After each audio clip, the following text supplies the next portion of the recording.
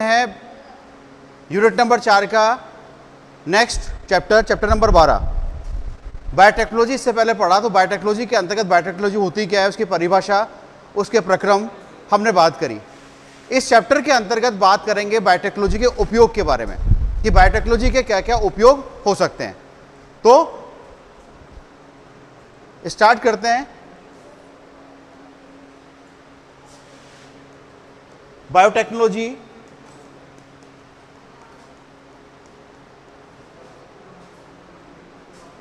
व इसके उपयोग।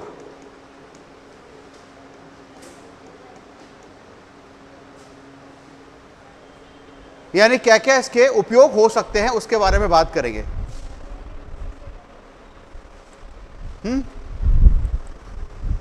अगर बायोटेक्नोलॉजी के बारे में बात करें तो सबसे पहले जो क्षेत्र आता है ना, तो यह है कृषि क्षेत्र में, एग्रीकल्चर फील्ड में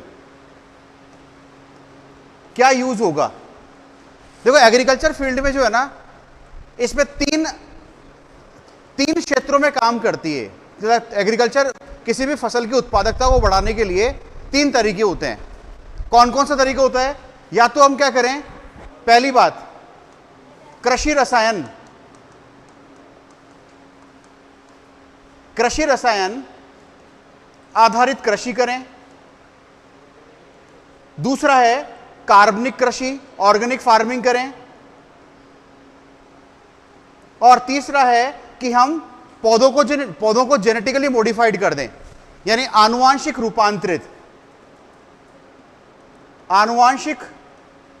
रूपांतरित फसल आधारित कृषि। तो खाद्य उत्पादन बढ़ाने के तीन तरीके होते हैं। आज से पहले जो आजादी के बाद जो खेती की जाती थी वो कौन सा नंबर? पहला कृषि रसायन आधारित कृषि थी। क्या किया गया था इसके अंदर? इसके अंदर जो है, इसके अंदर उच्च उत्पादन वाली फसलें, जैसे हरित क्रांति आई थी, उच्च उत्पादन वाली फसलें, वैज्ञानिक तकनीकों का उपयोग और भरपूर मात्रा में यहां पर रसायन का उपयोग किया गया, जिससे खाद्य उत्पादन बढ़ा। लेकिन इसमें और अधिक उत्पादन तब बढ़ सकता था कि जब हम किसी भी गुण को, ऐच्छिक गुण को स्थिर रखा जाए। यानी अगर मान लीजिए इस कृषि के माध्यम से क्या होता है कि जो और हम किसी भी रसायन का उपयोग करते हैं ना, तो महंगे भी होते हैं और फसल के लिए नुकसानदायक भी होते हैं और भूमि के लिए भी नुकसानदायक होते हैं। कैसे? पहले क्या था कि मुझे अच्छे से याद है, पहले वैज्ञानिक कहा करते थे ज़्यादा से ज़्यादा यूरिया का उपयोग करो। पहले यूरिया का उपयोग करने के लिए बहुत ज़्यादा, मतलब उनको कहा गया था यूरिया का उपयोग करने के लिए, खूब करो, खेती खूब होगी। तो लोगों ने, किसानों ने भरमार यूरिया का यूज़ किया। लेकिन उसका दुष्प्रभाव क्या निकल के आया? भूमि पर। यानी भूमि के अंदर भी जो है ना उपजाऊपन जो है ना कम होना स्टार्ट हो गया। उर्वरक का ज़्यादा यूज करने से क्या होता है? भूमि खराब ही होती है, उसका पीएच गड़बड़ाता है। तो फिर वैज्ञानिकों को ये तो गड़बड़ हो गई, तो उन्होंने कहा फिर कार्बनिक कृषि करो। कार्बनिक कृषि का मतलब यहाँ पे रसायन का उपयोग मत करो, बल्कि आपके घर जो पशुओं की खाद होती है, केंचुए की खाद हो गई, पशुओं की खाद हो गई, इन खादों को खेतों में डालो, उसका उपयोग करो। अब जो आप बात होती है वो होती है जेनेटिकली मॉडिफाइड की। यानी हम क्या करें? फसलों को आनुवांशिक रूपांतरित करें। यानी उन फसलों के अंदर उत्पादकता बढ़ाने के लिए कोई जीन डालें, कीड़ों से लड़ने के लिए कोई जीन डालें, कीट प्रतिरोधी, पीड़कों से जो मतलब निमेटोड्स होते हैं, तो उनसे लड़ने के लिए कोई जीन डालें। तो इस तरह की फसल का आजकल जमाना है। तो तीन तरीके होते हैं इसमें। तो आप इसमें लिख लीजिएगा, कृषि क्षेत्र में इसमें लिखना। कहां चले गए थे? हैं? अच्छा, क्या मिलता है आसपास यहां पे? अच्छा, टिफिन आता है क्या? तो टिफिन में तीनों खा लेते हो? तीनों का अलग अलग आता है? तुम तीनों यहीं हॉस्टल में रहते हो तो? अच्छा, अलग रहता है। इसमें लिखना कृषि क्षेत्र में लिखना, खाद्य उत्पादन बढ़ाने के तीन विकल्प हैं।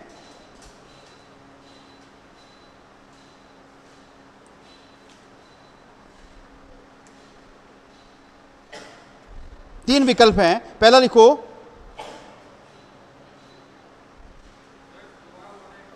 खाद्य उत्पादन बढ़ाने के तीन विकल्प हैं।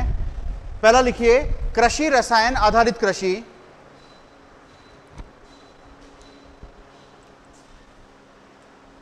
कृषि रसायन आधारित कृषि। इसमें लिखिएगा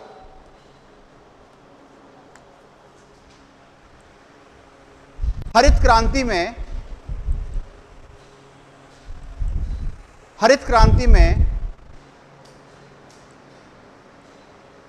उच्च उत्पादन वाली फसलें, हरित क्रांति में उच्च उत्पादन वाली फसलें आधुनिक वैज्ञानिक तकनीक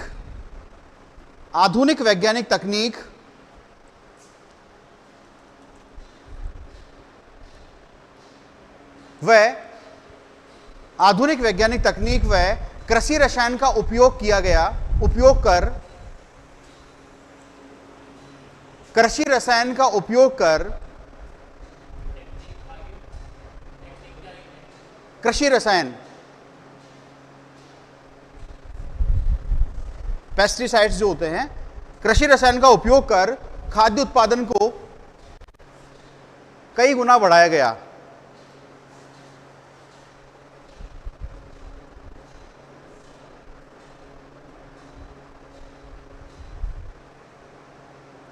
लेकिन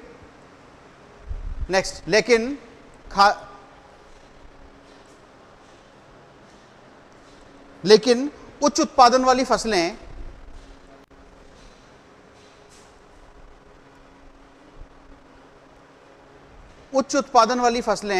तभी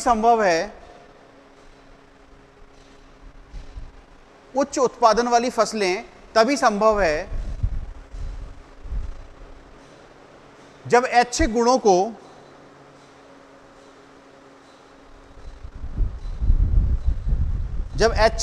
को स्थिर रखा जाए।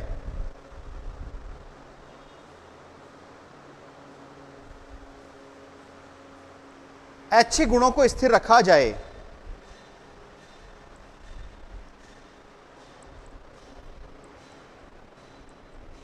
नेक्स्ट, कृषि रसायन महंगे होने के कारण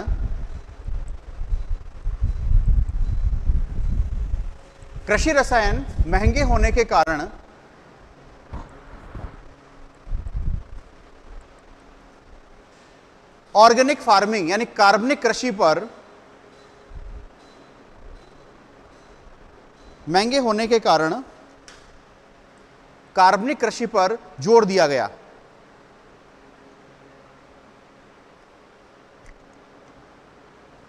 कार्बनिक कृषि पर जोर दिया गया। इसको इतना तेज बंद क्यों करते हो? इसको हेडिंग बनाओ, कार्बनिक कृषि।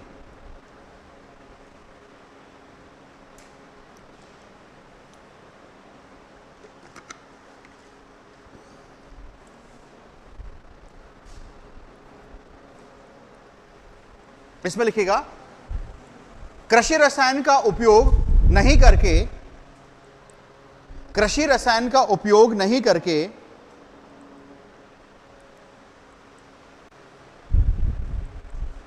जैव उर्वरक, बायो फर्टिलाइजर, जैव उर्वरक व जैव पीड़कनाशी का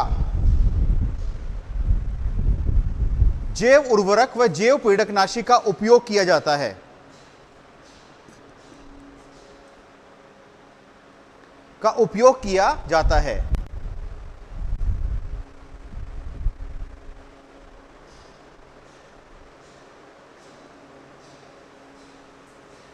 लेकिन नेक्स्ट आगे लिखिएगा, लेकिन इसके द्वारा उच्च उत्पादन वाली फसलें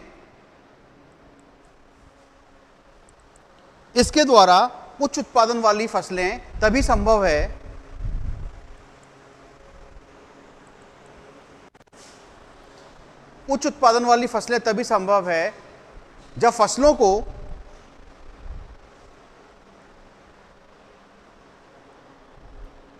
जब फसलों को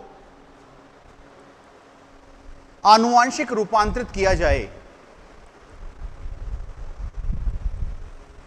जो फसलों को आनुवांशिक रूपांतरित किया जाए,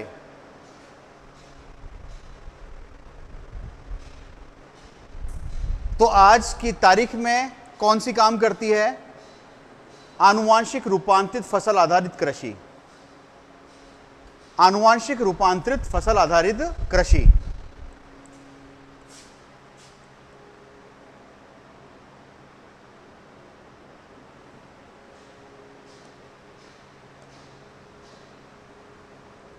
आधारित कृषि, जेनेटिकली मॉडिफाइड क्रॉप्स। अब जेनेटिकली मॉडिफाइड क्रॉप्स होती क्या है, इसके बारे में बात करें तो इसमें अलग अलग पॉइंट पड़ेंगे। पहले आएगा, इसको बोलेंगे जीएमओज। जीएमओज का मतलब जानते हैं? यानी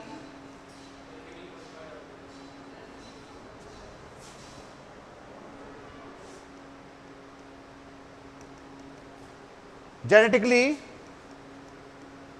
मॉडिफाइड क्या ऑर्गेनिज्म, यानी हिंदी में बोलेंगे आनुवांशिक रूपांतरित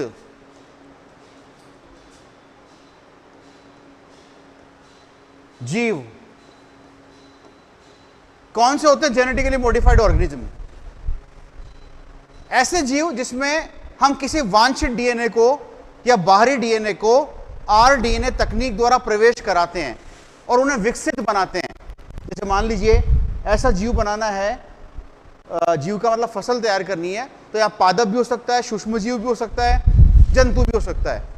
तो हम उसमें ऐसे जीन डालें जो हमें चाहिए थी। मान लीजिए अच्छी प्रोटीन बनानी है तो प्रोटीन उत्पादन वाली जीन डालो। तो ऐसे जीव जिनमें हम आरडीएनए तकनीक के द्वारा डीएनए को या जीन को ट्रांसफर करवाते हैं, ऐसे जीवों को हम क्या कहते हैं? जीएमओज के नाम से जानते हैं, है ना। अच्छा, अब जीएमओज जो बनेंगे तो जो जीन डाली जाएगी अंदर उसको आप बोलोगे ट्रांसजीन। उसको हम क्या बोलेंगे? ट्रांसजीन। और जिसमें डाली जाती है क्या बोलते हैं उसको? ट्रांसजेनिक ऑर्गेनिज्म बोलते हैं, यानी जीव बोलते हैं। तो जो जीन डाली जाएगी वो ट्रांसजीन कहलाती है, और ट्रांसजीन को जिसमें डालोगे वो ट्रांसजेनिक एनिमल्स, प्लांट्स, कुछ भी हो सकता है, वो कहलाता है। मेरे अंदर डाल दो कोई जीन तो मैं क्या कहलाऊंगा? ट्रांसजेनिक एनिमल्स या ट्रांसजेनिक जो ह्यूमन कहलाता हूं। बहुत सारे प्रयोग किए गए थे ना। कौन सी मूवी में आता है वो और कौन सी मूवी है वो? टर्मिनेटर, ठीक है। तो उसमें आधुनिक मनुष्य मानव बनाते हैं, बहुत पता नहीं क्या क्या था। तो आजकल तो ऐसे प्रयोग चलते हैं। जैसे चाइना में भी आपने पढ़ा होगा, चाइना भी भविष्य के सोल्जर तैयार कर रहा है ना। रोबोट नहीं, भविष्य के सोल्जर, मतलब ऐसे सोल्जर जो है तो इंसान लेकिन उसके जीनी स्ट्रक्चर के अंदर बदलाव करके ऐसे तैयार कर रहा है सोल्जर, किसी भी परिस्थिति के अंदर लड़ने को तैयार रहे हमेशा। पावरफुल भी होंगे, सोचने समझने की क्षमता भी ज़्यादा होगी, भूखे भी रह जाएंगे, किसी भी तरीके परिस्थिति में जिनको तैयार हुआ। तो आने वाला टाइम में ये इसको बोलते हैं, ऐसे को बोलते हैं भविष्य के सोल्जर को सुपर कॉप्स के नाम से मानते हो आप, इस तरह के। तो खैर ये पॉसिबल है ना। तो इसको लिख लीजिए आप, फिर आगे बढ़ते हैं। पहला लिखो जीएमओज, आनुवांशिक रूपांतरित आदि फसल में पहला लिखो जीएमओज। इसमें लिख लो पादप जंतु या सूक्ष्म जीव, व सूक्ष्म जीव में पादप जंतु व सूक्ष्म जीव में वांछित जीन को, वांछित डीएनए को, या जीन भी लिख सकते हो आप,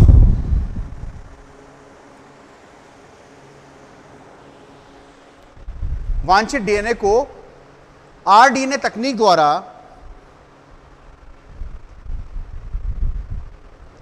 आरडीएनए तकनीक द्वारा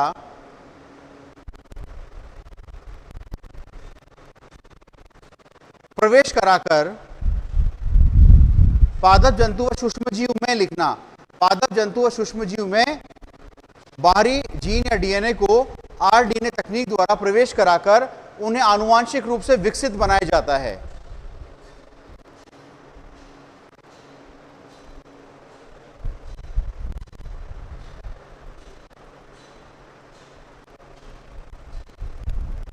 आनुवांशिक रूप से विकसित बनाया जाता है, ये जीएमओस कहलाते हैं। जीएमओस कहलाते हैं।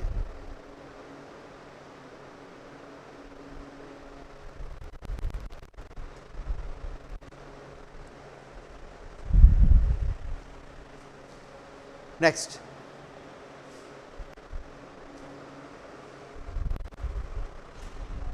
बाहरी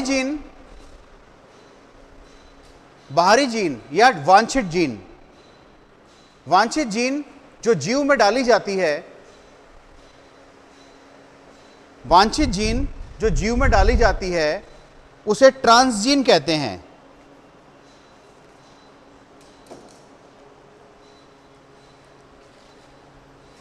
उसे ट्रांसजीन कहते हैं।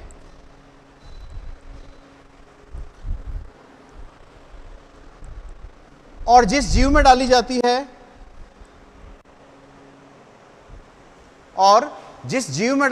है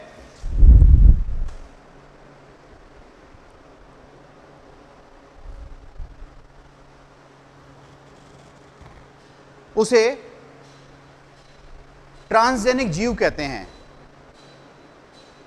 ट्रांसजेनिक ऑर्गेनिज्म, ट्रांसजेनिक जीव कहते हैं।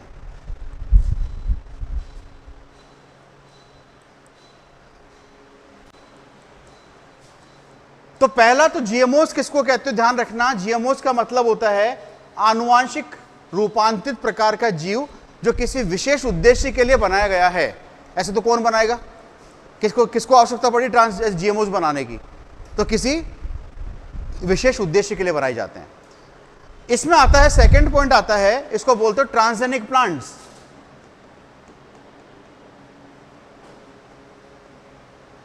ट्रांसजेनिक प्लांट्स यानी पादप।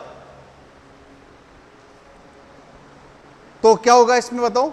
ऐसे पादप जिनमें आरडीएनए तकनीक द्वारा विशिष्ट आप जीन को प्रवेश कराओगे तो क्या कहलाएंगे? ट्रांसजेनिक प्लांट्स कहलाते हैं। तो क्यों बनाए जाते हैं ट्रांसजेनिक प्लांट्स? क्या फायदा होगा? कोई बताएगा क्या फायदा होगा ट्रांसजेनिक प्लांट बनाने का? कुछ तो फायदा होगा तभी तो बनाओगे। इतना दिमाग लगाओगे, इतना पैसा लगाओगे, इतना टाइम लगाओगे, तीनों चीजें लगेगी।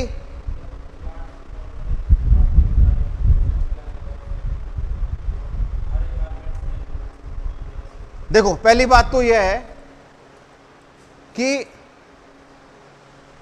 क्यों ना सबसे बड़ी राजस्थान में सबसे बड़ी कमी रहती है जो वह पानी की। सबसे बड़ी कमी है पानी की। पानी बहुत है, मतलब पानी बहुत कम है। इतना कम है कि खेती भी ढंग से नहीं हो पाए, और हम वैसे भी बारिश पर आश्रित रहते हैं। कोई बहुत बड़ी कोई नदी नहीं है, और नदी भी है तो पूरे राजस्थान को कवर नहीं करती। तो कहने का मतलब पानी की कमी है। तो मान लो, अच्छा, अब चाहे गेहूं हो, चाहे मक्का हो, सरसों हो, जो भी हो, पानी तो चाहिए ना। बिना पानी कैसे होगा? अच्छा, अब बताओ इसका अगर मान लो एक रेगिस्तानी पौधे हैं, कैक्टस हुआ, है ना, नागफनी हुई, है ना, ये पानी नहीं है वहां पे, फिर भी उग जाते हैं। और ऐसे ऐसे रेगिस्तान में उगते हैं, बाड़मेर, जैसलमेर के अंदर इंटीरियर में चले जाओ, जहां रेत के टीले ही टीले, कुछ दिखता ही नहीं है। तो वहां पर इसका मतलब उन प्लांट्स में कोई खास बात होगी तभी तो उग रहे हैं वो। यानी उनमें सूखे को सहन करने की क्षमता अत्यधिक होती है, तभी तो उग रहे हैं वो।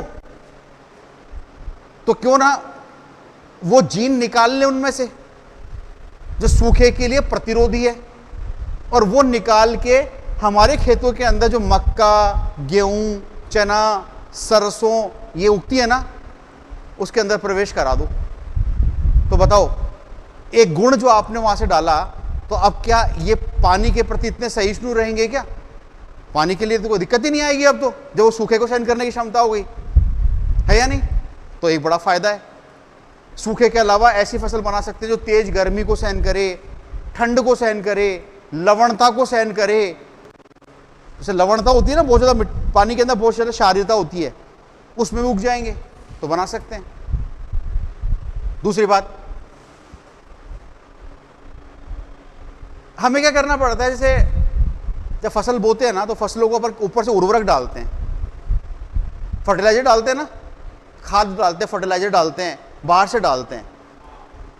तो प्लांट्स को ऐसा बना दें, इस तरह की जीन डालें उनमें कि वो ज्यादा से ज्यादा लवणों का उपयोग कर ले, ज्यादा से ज्यादा मिनरल्स का उपयोग कर ले। तो अब बताओ कि अपने को डालने की आवश्यकता ही नहीं रहेगी, निर्भरता खत्म हो गई, है ना। इसके अलावा प्रोटीन से भरपूर आलू बना दो, बना सकते हैं प्रोटीन से भरपूर आलू। फिर प्रोटीन में दाल खाने की आवश्यकता है, तो आलू की तो बहुत सारी चीजें बनती है, टिक्की बनाओ, छोले बनाओ, है ना, आलू की सब्जी बनाओ, आलू की कचौरी बनाओ, आलू के समोसे बनाओ, पराठे बनाओ, चकाचक। ठीक है, हाँ, सोना बनाते हैं लोग, ऐसे भी ऐसे सोना भी बनाते हैं। ठीक है, तो अब बताओ, चिप्स में पैकेट में बोला बहुत सारा प्रोटीन है इसके, अरे तो बच्चों को मना करते हैं, ये मत खा, ये मत खा, लेज मत खा, ये मना करते हैं ना, ज़्यादा नहीं खानी चाहिए, नुकसान करेगी। तो फिर तो दिए जा, फिर क्या दिक्कत है। तो ऐसा बना सकते हैं। इसके अलावा प्लांट से, रिसर्च में साबित हो चुका, प्लांट से अपन टीके भी तैयार कर सकते हैं। वैक्सीनेशन होता है ना, वैक्सीनेशन कैसे? अब मान लो कि कोई ऐसा जीन है जो कि ऐसा जीन है जैसे जो टीके बनाने में कहा, जैसे हेपेटाइटिस बी का टीका बनाते हैं अपन, हेपेटाइटिस बी का टीका बनाते हैं, कहाँ से बनाते हैं? डीएनए से बनाते हैं, आनुवांशिक रूपांतरित तो है। तो उसमें क्या करें कि उसकी कुछ मात्रा लेकर और हम प्लांट्स में डालें, तो वो क्या होगा, भारी मात्रा में टीके तैयार होंगे। एक तो एनिमल्स में बने तो कम मात्रा में होगा, लेकिन अगर उन्हें प्लांट्स में डाल देंगे तो भारी मात्रा में टीके तैयार किए जा सकते हैं। इसी तरह टीके, हेजे का टीका, इस पर रिसर्च है, हेजे का टीका हुआ, है ना, इंटरफेरोन्स हुए, वो आप जेनेटिकली मॉडिफाइड प्लांट से तैयार कर सकते हो। तो 4 से 5 गुण आते हैं इसके अंदर। ठीक है, लिख लीजिए इसमें आप, वे पादप जिनमें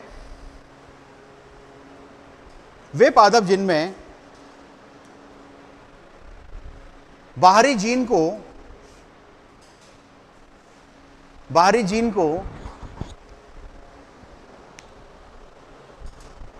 आरडीएनए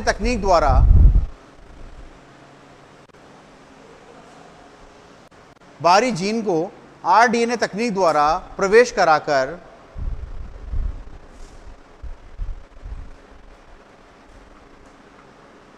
उन्हें आनुवांशिक रूप से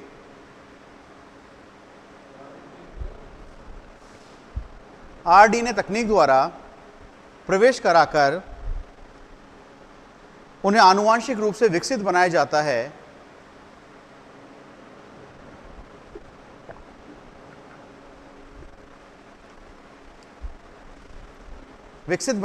है। ट्रांसजेनिक प्लांट कहलाते हैं।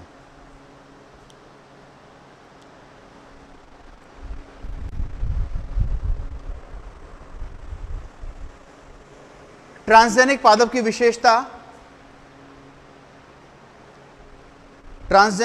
विशेषता,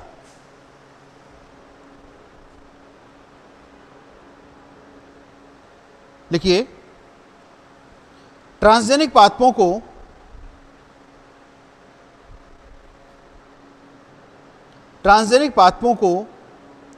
अजैविक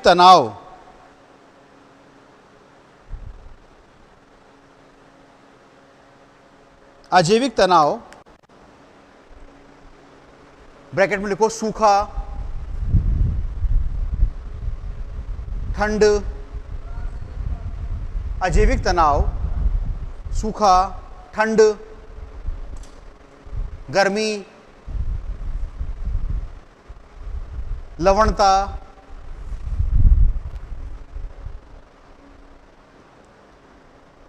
आदि के लिए प्रतिरोधी बनाया जा सकता है। आदि के लिए प्रतिरोधी बनाया जा सकता है।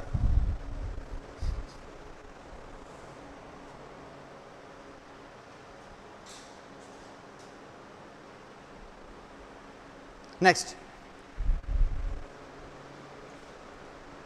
ट्रांसजेनिक पाथवों में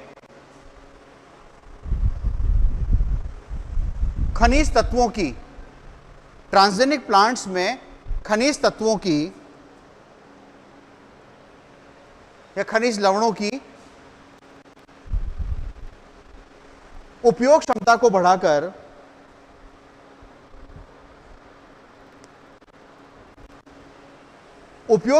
बढ़ाकर उर्वरक पर निर्भरता को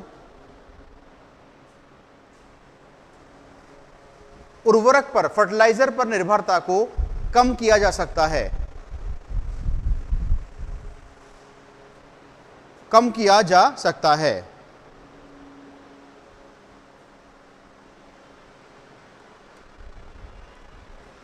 नेक्स्ट, विटामिन से भरपूर चावल,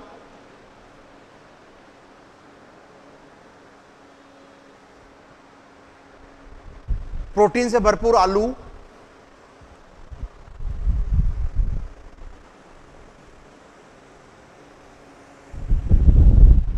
तैयार किए जा सकते हैं।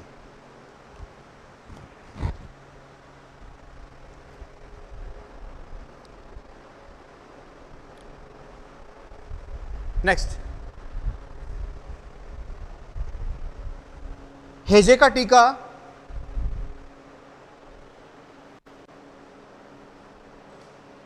इंसुलिन, हेजे का टीका, इंसुलिन, इंटरफेरॉन, इंटरफेरॉन मतलब आता है, इंटरफेरॉन का मतलब, इंटरफेरॉन क्या होता है?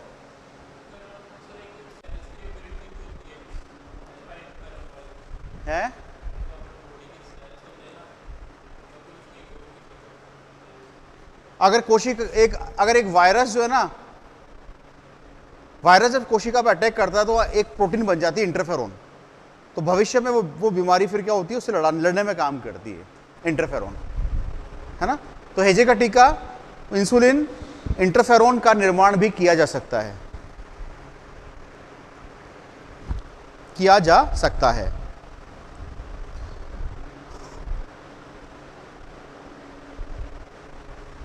ठीक है।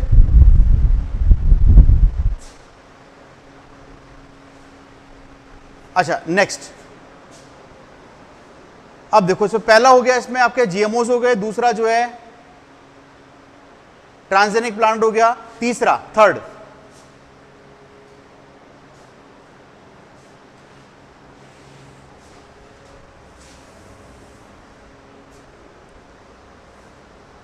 कीट प्रतिरोधी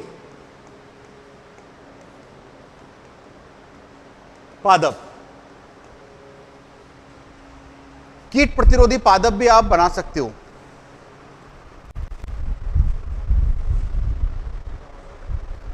अब कीट प्रतिरोधी पादप कैसे बनाओगे, उसका परफेक्ट एग्जाम्पल है, बताओ क्या?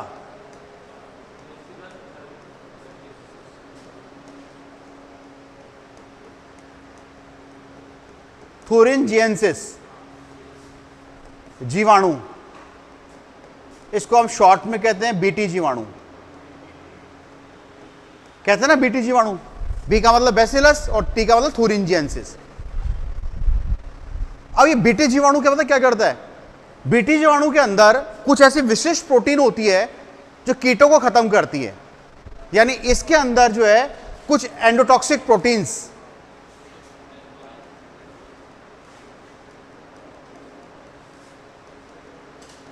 जिसको अपन क्या बोलते हैं, क्राई प्रोटीन, क्या बोलते हैं इसको, क्राई प्रोटीन। यानी इसका जीन प्रारूप जो होता है ना बीटी जीवाणु का, इसमें कुछ एंडोटॉक्सिन प्रोटीन्स बनती है। एंडोटॉक्सिन प्रोटीन का मतलब जो कीड़ों को खत्म करती है, और उस प्रोटीन को नाम क्या देते हैं अपन? Cry protein. क्या बोलते हैं? Cry protein. अब क्राई प्रोटीन जिस जीन के द्वारा बनेगी उसको आप नाम क्या दोगे? क्राइजीन। क्या बोलेंगे इसको? क्राइजीन। अब क्राइजीन आया कहां से? बताओ, किससे मिला? बीटी जीवाणु से, इसलिए इसको बीटी जीन भी कहते हैं। ये भी तो कह सकते हैं। तो एंडोटॉक्सिक प्रोटीन जो कीड़ों को खत्म करेगी क्राई प्रोटीन कहलाएगी। क्राई प्रोटीन कहां से आएगा? बीटी जीवाणु से आएगा, तो इसका नाम बीटी टॉक्सिन भी कह सकते हो आप। बिग आप क्राइजीन को कह दो, क्राई प्रोटीन कह दो, या एक और नाम हो जाएगा बीटी टॉक्सिन। बीटी टॉक्सिन कह दीजिए।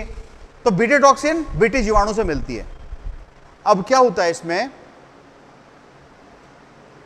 कि जो कपास होता है ना, कपास की कलिकाओं को, जो फूल की कलिका होती है ना बर्ड्स को,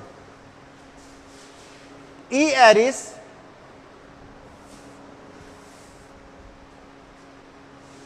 एरिस विटेला और ई एरिस इंसुलेना, ये दोनों क्या है? कीट है। ये इसको संक्रमित करते हैं, ये इसको खराब करते हैं। तो कपास जो होता है ना, कपास के फूल कलिका खराब हो जाती है और प्लांट खत्म हो जाता है। ये दोनों कीड़े, कीट, इंसेक्ट्स। तो क्या किया गया? तो आपके पास में क्राई जीन थी ना, कहां से मिली थी? बीटी जीवाणु से। तो इसको बीटी जीन भी कह सकते हैं ना। तो इस जीन को किसमें डाला गया? कपास में। नाम cry first AC, cry second AB, ये दोनों जीन हैं। इसको जो है कपास में डाला गया। जब कपास में डालोगे तो कपास में इतनी प्रतिरोधकता हो जाएगी कि वो इन कीड़ों से अपने आप ही लड़ लेगा। आपको कुछ भी दवाई डालने की आवश्यकता नहीं है। तो कितनी अच्छी बात है, ऐसे प्लांट तैयार कर दो ना कि कोई दवाई डालने की जरूरत ही नहीं पड़े। तो इसको बोलते हैं, अच्छा जो प्लांट मिलेगा उसको क्या बोलोगे? बीटी कपास। क्या बोलेंगे इसको? बीटी कपास। क्योंकि कपास के अंदर हमने बैसिलस थुरिंजिएंसिस के जीन को डाला, ऐसा जीन जो कीटों को क्या करेगा? खत्म करेगा। इसलिए इसको क्या बोलेंगे? बीटी कपास। इसी तरह से बहुत सारे प्लांट तैयार किए। बीटी बैंगन है ना, बीटी बैंगन, तो बैंगन के अंदर भी ऐसे हुआ है। बहुत सारे प्लांट तैयार किए गए। तो बताओ, ये जो बीटी कपास है, ये इस प्रकार का प्लांट है, आनुवांशिक रूपांतरित प्लांट है, जो खुद ही जैव कीटनाशी, मतलब खुद ही कीटनाशी की तरह काम करेगा। आपको कुछ भी डालने की आवश्यकता नहीं है। तो बीटी कपास भी एक इंपॉर्टेंट टॉपिक है आपके, है ना। लिख लो इसके अंदर।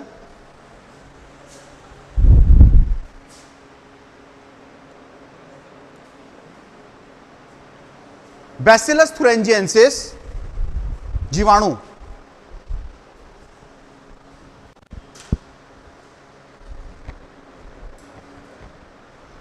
बैसिलस थुरिंजिएंसिस जीवाणु के प्लाज्मिड में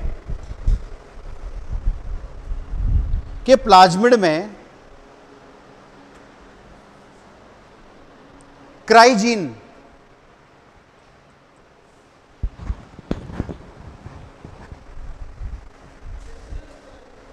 जीवाणु के ब्रैकेट में बीटी जीवाणु लिख देना,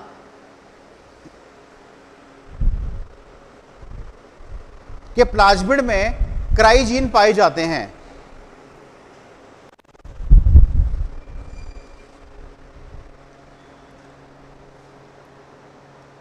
क्राइजीन पाए जाते हैं जो क्राई प्रोटीन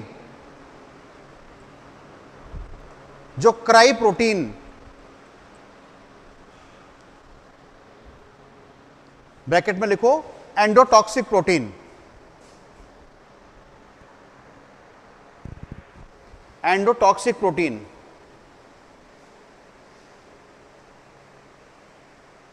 का उत्पादन करते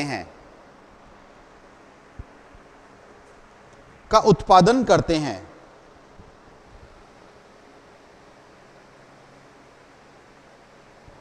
नेक्स्ट,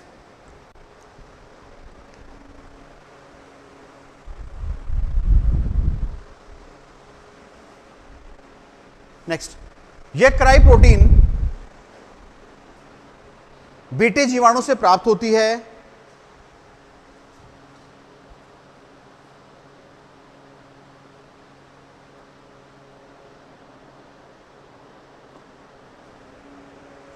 वह बीटी जीवाणु से प्राप्त होती है, अतः इसको बीटी टॉक्सिन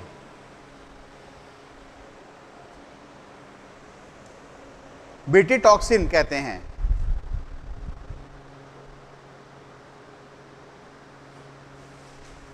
बीटी टॉक्सिन कहते हैं और जीन को बीटी टॉक्सिन जीन कहते हैं। बीटी टॉक्सिन जीन कहते हैं।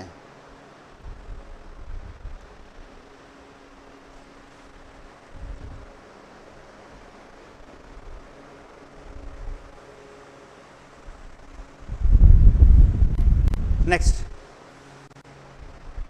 बीटी जीन रखने वाले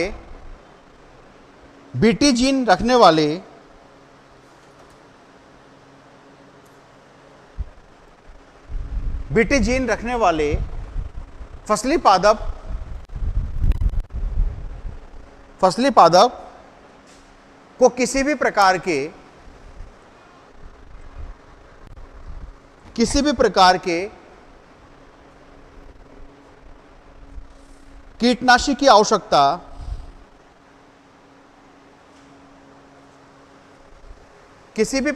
कीटनाशी की आवश्यकता नहीं होती है।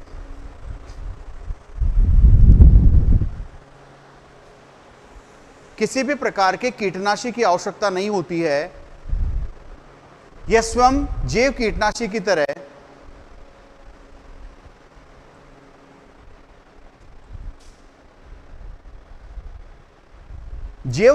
की तरह काम करता है।